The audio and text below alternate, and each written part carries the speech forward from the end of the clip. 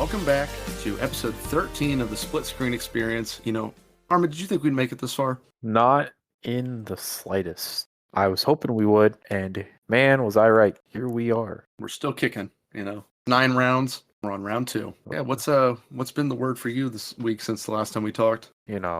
Getting to enjoy some Fallout show, really enjoying that. Been playing a ton of single player video games. That's kind of been it for me. How far are you in the Fallout show? I'm halfway through. I'm halfway through it.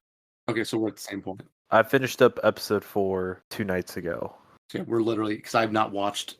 I watched the first episode and then I stopped, and then like the next day I watched 2, 3, 4. So I've kind of been trying to ration it out because the show's not even been out for a week. Or no, it's been out for a week today, I think. Yeah,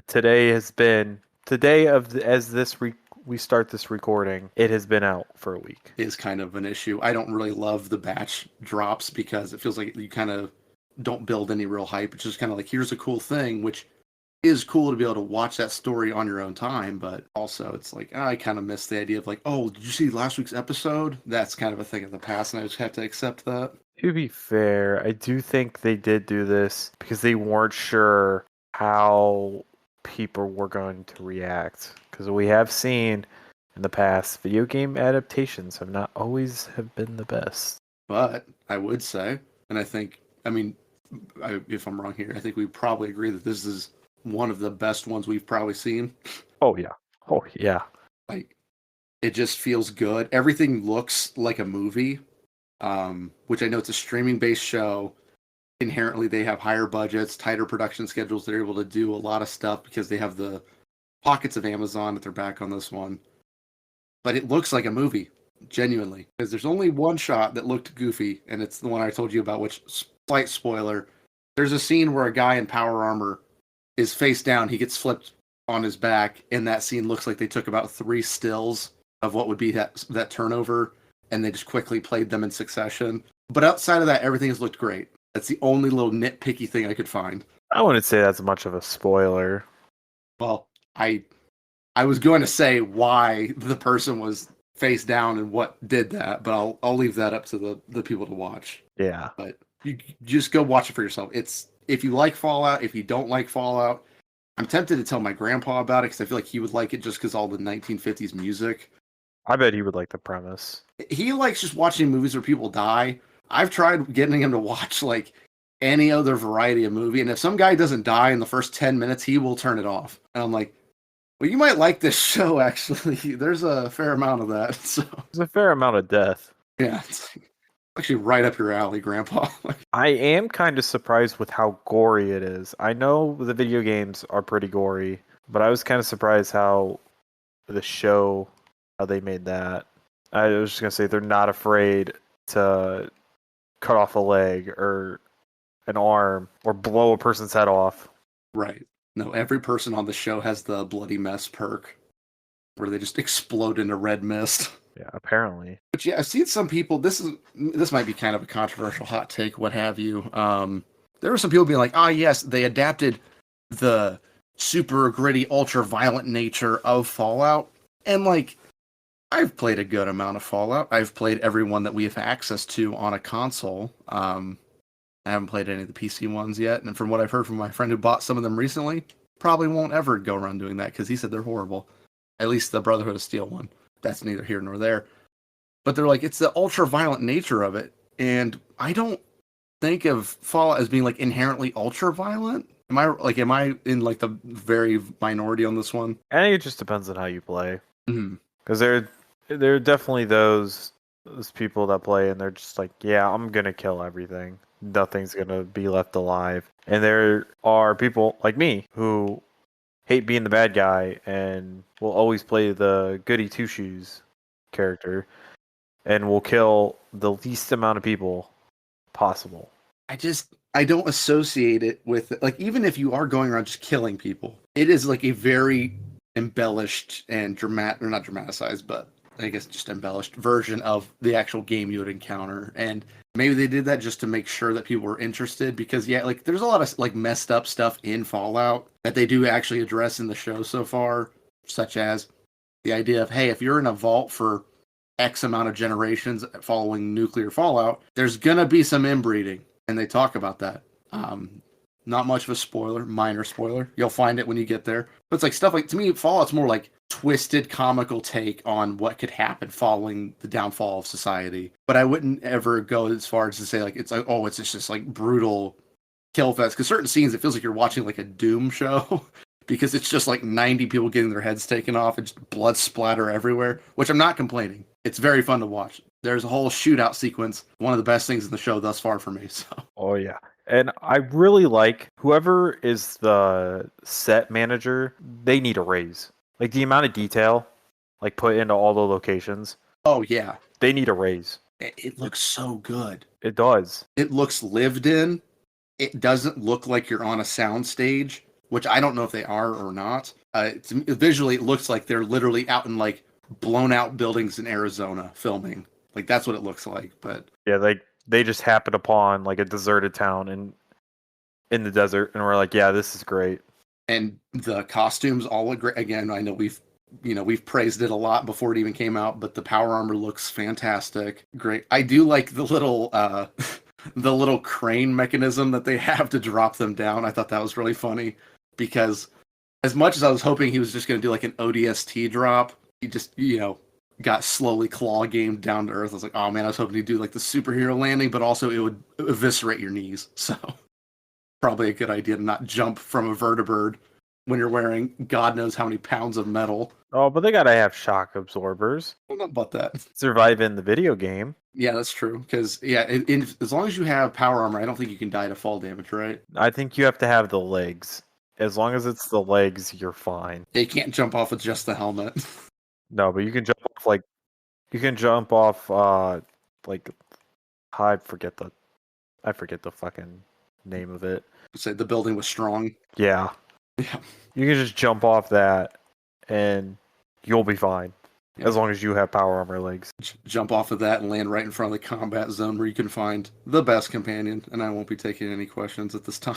Well, you don't find Nick there, so I think you're wrong. He's good too. I wish more had come of that little subplot of like the idea of like Kellogg being in his head. That could have been neat. Because like you could either eradicate that or leave it there and maybe he's just a little bit more like aggressive Nick, and then or you can like let it kind of take over and you could basically have like a surrogate Kellogg companion, which I wouldn't have hated. Nick's cool. I think having like a Kellogg-like character would be cool. Yeah, because like you don't really, the closest you get, I guess, is Strong, right? Because he's the only one that's like kind of like a me no care, me kill now. And that's Kellogg to an extent is like that. As long as he's getting paid. Yeah. He's the Boba Fett. As long as he's on your payroll, he likes you. As long as your opponent isn't the main character, you'll live. You'll be fine. Just so happened to be your opponent was the main character. So there was no living. And Nate had served in Operation Anchorage or whatever. Or the annexation of Canada. Not Anchorage. And I'm glad there are more people that will go into lore dumps. And I found out that if you play as the male character in Fallout 4, you're a war criminal. While you're a war criminal by association, that doesn't mean that he didn't do these things. But there is a picture from Fallout 1 of him during the annexation of Canada, and we see one of his comrades executing a civilian, I would assume. Yeah, it's either a civilian or like a POW, which either is like kind of a no-no. Regardless, you don't do that. And no, big old Geneva Convention violation. But also, in this alternate universe, is there even a Geneva Convention? That is true. The world does kind of go to hell after the 50s. Mm-hmm. And I know that was before the 50s, but we don't know what happened. We really don't know. We just know the technological advances stopped, and everything just looked the same. But they did have robot butlers. Which they were living the best lives by having robot butlers, pretty much. Right, because it wasn't until after the bombs dropped that they started to rebel. They were all subservient until they're like, we don't need you anymore. Do you know how hard it is to get nuclear fallout out of vinyl? Listening to Codsworth have a full-blown mental breakdown like 30 minutes into Fallout 4. Essentially, he goes through it a lot. Yeah. He's having a bad time. And I say a 30-minute into Fallout 4 because technically it's the start of the game, but the whole opening sequence takes you a literal 25-minute period to get through, I'm pretty sure. Yeah, that's the reason why when I play with mods, I have a mod that skips all the way to when you get out Mm-hmm. of the vault. Which, that should just be a thing. Once you've beaten the game on a save file, there needs to be a trigger, like a toggle inside of the Bethesda, hierarchy. And it goes, he's already beaten the game. Let him quick start the game. You just start like right as the vault's, popping you out right by Sanctuary. You can just do that as long as you've beaten the game. Who cares? Because once I've seen it enough because I can't physically change anything that happens there, and no dialogue has any consequence. Right. It's the same. It's the same 4 lines. Oh, Vault Tech calling. Shut up. Okay. Go to the vault and watch all of your neighbors get wiped out except for like the 10 that are on the pad with you. I love that the representative isn't even on the list. Yeah. I work for Vault Tech. It shows how much Vaultec cares about their outside employees. Oh yeah, no, they just want their research data. I wonder, like, what do you think the next Fallout 5 or Fallout, insert name of a location here, what do you think that the experiment's going to be in said vault? Or is it going to be like a control vault? I know those exist, but... I don't think they do another control vault, but also they'd probably want to tiptoe around a lot of their other vaults because some of those are outright disgusting. They're not doing Vault 69. We know that. We know that. That's a hard one. I feel like it would just be another control. Because, like, that's what 101 was a control, right? Because, like, there's nothing really going on. Unless there's something super secret that we're missing, but... I don't think so, because I feel like we would have... all the times that... I know you don't play... You haven't played 3 a lot, but I've played 3 a good amount. And I feel like I would have found something. Yeah, I think it was just a control. Yeah, that's what. Because like, there's no. It wasn't the one where they had to like They were told they had to sacrifice people to keep the water coming in or whatever. I know that was a vault, and then they were like, "Just kidding." And then one year they decided not to, and they were like, "Congratulations, you value human life."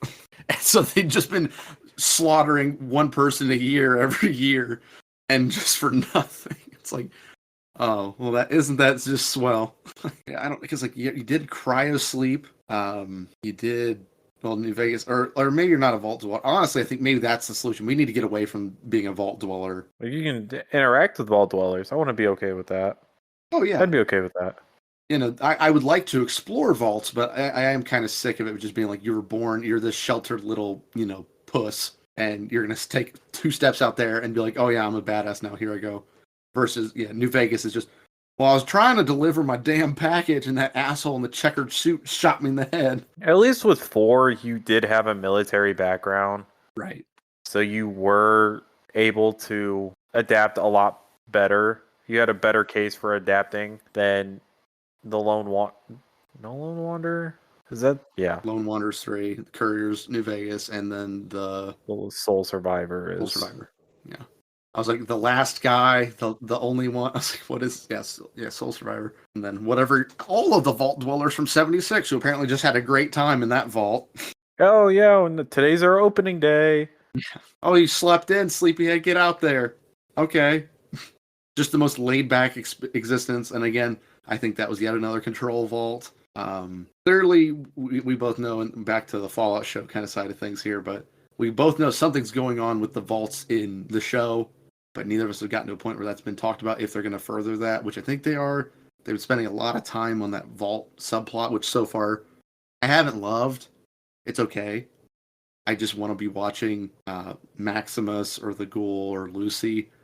They just have really strong characters outside to where I'm not too worried about the ones back at home. But I'm hoping we talk about it because they have an interesting premise of interconnected vaults, which I don't think we'd seen in any games. I don't think we have either. But going back to the main characters, honestly, perfect castings. Oh, yeah, absolutely. Every single one of them is great. I was a little worried that, I forget the actor's name, so pardon me here, but the actor who plays Maximus, the Brotherhood of Steel Knight, well, technically Scribe, but whatever, the unofficial Knight, who, I don't know who he is, but I thought he was going to be just kind of generic, boring, like, military guy, and he's not. I think he's actually really fun. I think he has a cool little backstory about how he's kind of the exception to what the Brotherhood of Steel really represents. He's kind of like how I see myself if I was going to do the Brotherhood of Steel quest line. He is what the Brotherhood wants to be, but they're just a bunch of zealot assholes.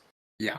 Like, well, depending on what chapter you are talking to. What about the loser ones from New Vegas? If I didn't have to keep them alive to keep Veronica, they'd be gone. Because I enjoy at least having a companion that will wear heavy armor or power armor. Yeah, no, it's that chapter sucks. And like most of them are just like, I don't care if 50 people are going to die. We know this building has 3 toasters inside of it. Pre-war technology. And it's like, I'm gonna lose my actual mind here, dude. Like, what are you talking about? I found a vacuum tube. You get promoted.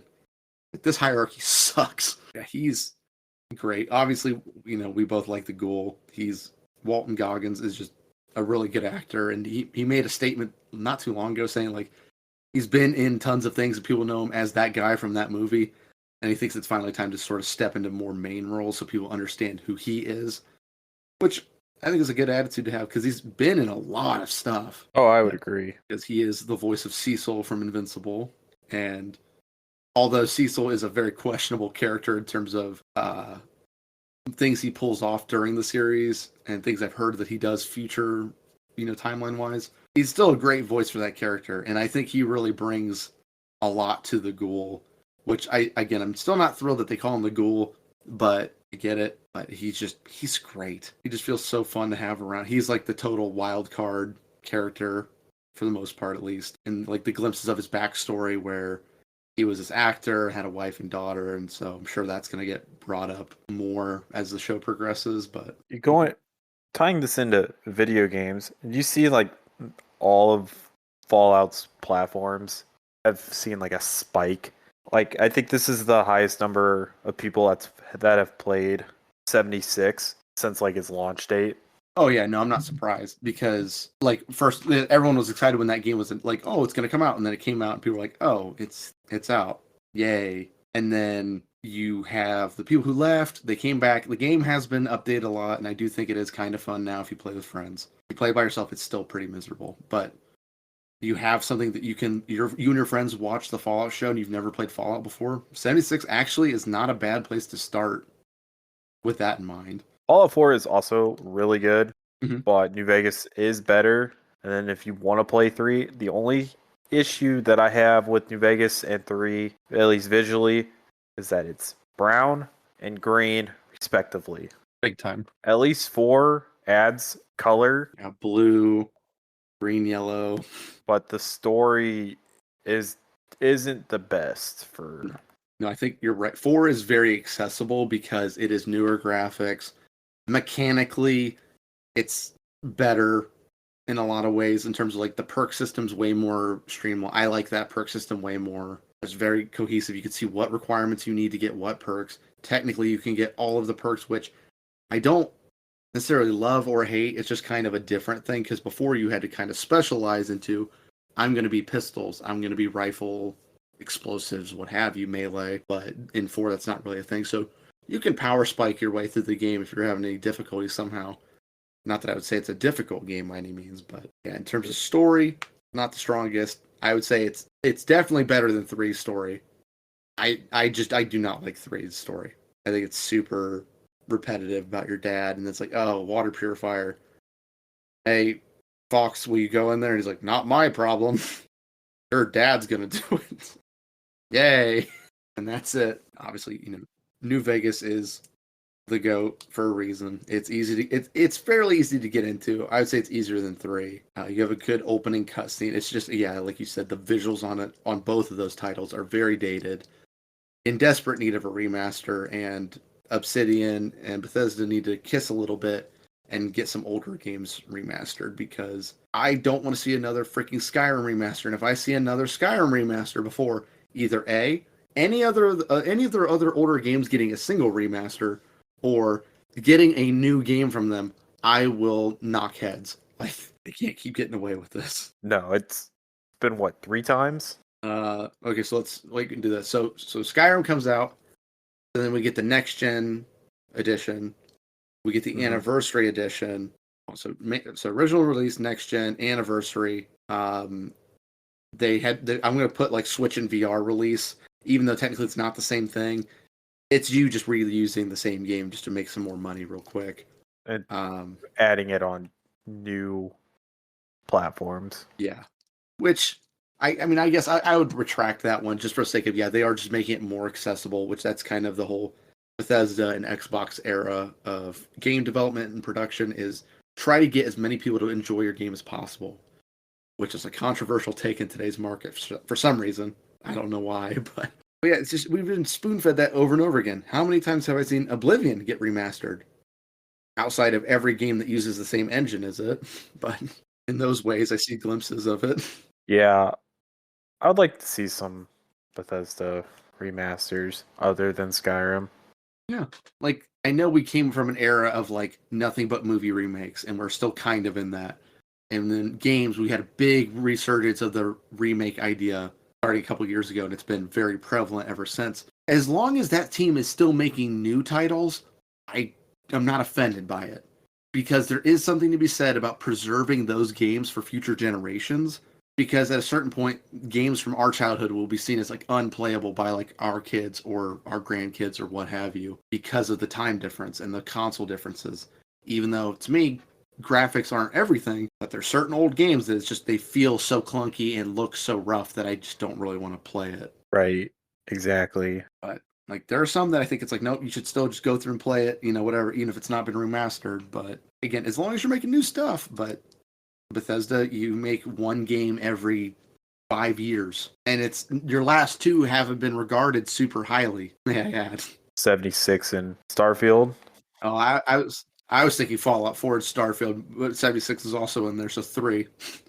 Like 4 is not bad, but it definitely had people getting kind of vocal about the story does start better than it finishes. It's got a good hook on it, get you into it, and then it just kind of falls apart at the end because I don't think they knew how to wrap it up, which is the problem Starfield had. Starfield's ending is pretty miserable because it's baked in as like a band-aid solution to them not knowing how to wrap up the gameplay. They kind of bake in a narrative reason why the story goes the way it goes, and it's pretty lazy in my opinion. But yeah, they just you're on a little bit. I don't want to say you're on like a cold streak.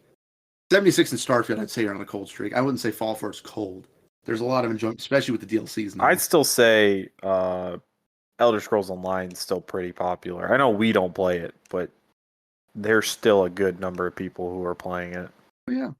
It's the best MMO on consoles, so for those markets, it's kind of your only option, unless you're going to play Neverwinter, which admittedly is not the worst one out there, or Black Desert, which I would say is probably the worst one out there that I've personally played. Me and my buddies played that game once. We met up with each other and we're like, all right, what are we supposed to go do? It's like, I don't know, I haven't gotten a quest yet. I'm like, I feel like they should have given us one. Like to start. Yeah, no, it's zero guidance. The map feels weird. The mechanic, like the actual buttons and layouts and all that, everything about that game feels off. I did like their class system though. They had a pretty cool class system, but that was I think I only liked it because they were like more than just your assassin, mage, warrior. I can't remember. Yeah, I personally can't remember what the classes were, but I do remember that it was like I think like 8 or 10. It felt like there was a lot. Yeah, there was a lot of variation of what you could play, and I appreciated that. I just didn't appreciate anything else in that game. Let's see. Black Desert classes. Let's see here. Well, apparently they've added some new classes, according to this. So we have. Can you give me the? Oh, this is like the worst optimized website I've ever seen. So they have Warrior, Ranger, Sorceress, Berserker, Tamer, Musa, Meiwa. I might be mispronouncing these and I apologize. Valkyrie, Kunoichi, Ninja, Wizard, Witch, Striker, Mystic, Lon, Archer, Dark Knight, Shy, Guardian, Ashashin, Nova, Sage, Corsair, Dracania, Wusa, Megu, and Scholar.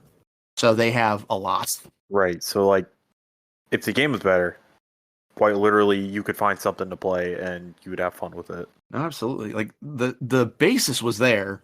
The execution is fairly miserable. Yeah, I always think the more class options you can give people, the more inherent replayability there is in that game. Because, if you start out the game, you're like, I'm really liking being like a punchy boy. I'm a berserker. I'm like a barbarian in D&D.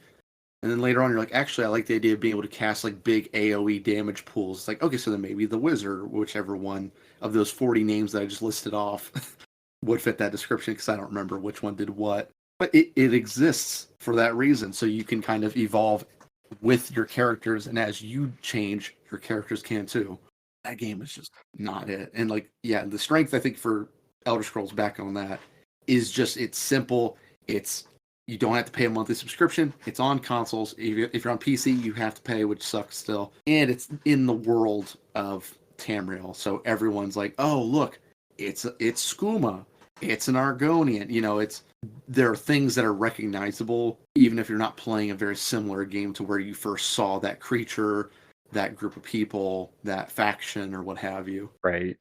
We just need to bully our friends back into that because now they don't need. I'm not fighting for internal storage space. ESO's here to stay. So Unfortunately, though, I don't think anyone else is going to be downloading the game anytime soon. probably, but this is where we just have to bully them. We'll get some of the other Odd Horizon boys into a chat, have them sit them down, beat them a little bit, hook them up to a car battery, and send them on their way. We tried that already, and it didn't work. It did not work. You're correct, because one guy said we didn't do the car battery thing before someone thinks I was serious. We did not. For the record, allegedly there. So now no one gets in trouble. Allegedly we did that. We can't get anyone. We just told them to download it because it would be fun. And we've played like twice, and they're like, actually this is pretty fun. And then we're like, all right, let's play again. No, I'm good. All right. Yeah. Because like I even tried to propose the idea of like, oh, we do like ESO Thursdays or whatever. And like I know that doesn't work for your schedule personally at the moment, but like just announce a day where it's like during that day we will play for a couple hours, and it's kind of like a routine thing. Unless we're just not feeling it, like a week here and there, that's fine. I'm not gonna be like, no, we must do it. We have an obligation. No, like, but I recommend getting on at least once a day to claim your login bonus. You don't have to play. Get your login bonus because it's free stuff. Yeah, free riding lessons, which are huge for new players and old. Unless you've already maxed out your horse, which takes a good amount of time, considering you can only level up once a day. I wish they were account wide, not character. Yeah, it's literally like you have to then. So that becomes another part of your daily login is going on each character and paying the stable master, assuming that you were last seen right next to her. You can still take you probably about 5 minutes, depending on how many characters you have done or character slots you have. And that's, again, assuming that you left everyone right by the stable. It still takes you probably about 5 minutes with all the loading in and out. That's why we just recommend make one character and don't deal with too much of a headache. If you want to try something new, you can. But I'd recommend getting your character to level 50 first. Yeah. I know. If you want to get into ESO and you're thinking like, oh, there's a big barrier to entry, there's really not. You don't need any DLC. The only one that might behoove you, to break out my scholarly dialect, would be the Traveler Pack, where it's any race, any alliance. That's the only thing that would be somewhat immediately beneficial to you. Like any zone DLCs really aren't essential at your level. Just make a character you like. Make sure, like, statistically, it makes some sense. I mean, you could be an Orc Nightblade for all I care, but for your sake, you'd probably want to not be that. Yeah. Like, there are some races that can be anything. Mm-hmm. But if you're picking, like, a high elf, play a mage. It'll make your life so much easier. Don't try to be that guy that wants to be a tank high elf. It can work, but you're not going to have fun if you do PvP. Which, that's the big thing, is the reason why, like we both said, like if you get to 50, you're basically set, is because if you get to 50, you can start playing in the non-champion rank PvP lobbies. If you go in before that, you're going to get dunked on, plain and simple. And if you go in at level 50 into the champion rank multiplayer, you're going to get dunked on again, because you're basically level 1 to them. And they're all like level 2000. Yeah. So, although champion is way easier to get than actual level. Yeah.